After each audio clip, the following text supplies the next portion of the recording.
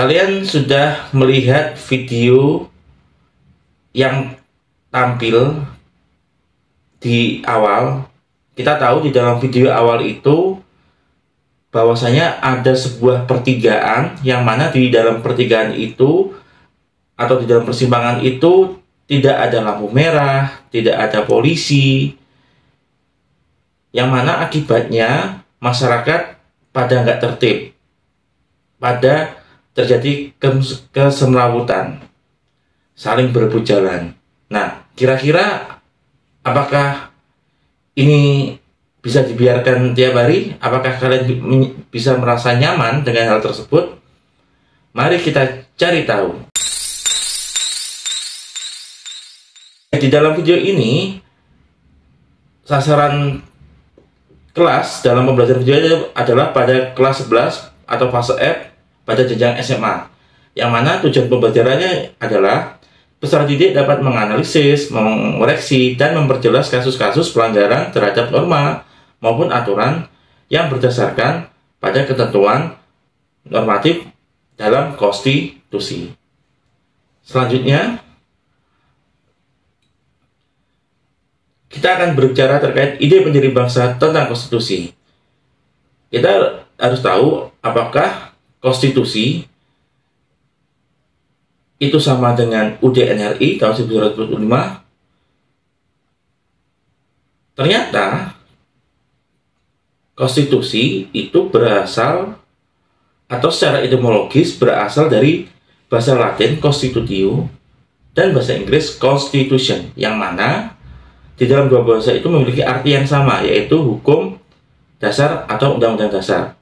Karena dia hukum dasar, maka konstitusi ini dipakai oleh negara. Dipakai dalam hal apa, Pak? Dipakai dalam penyelenggaraan negara, di dalam aktivitas negara. Karena sudah dipakai negara, maka tentunya konstitusi ini disepakati oleh para pendiri bangsa. Digali dan disepakati oleh para pendiri bangsa.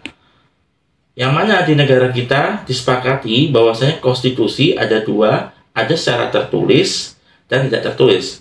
Konstitusi secara tertulis itu cirinya disusun dan disahkan serta diterapkan. Sementara konstitusi tidak tertulis, tidak disusun, namun disahkan dan diterapkan. Selanjutnya,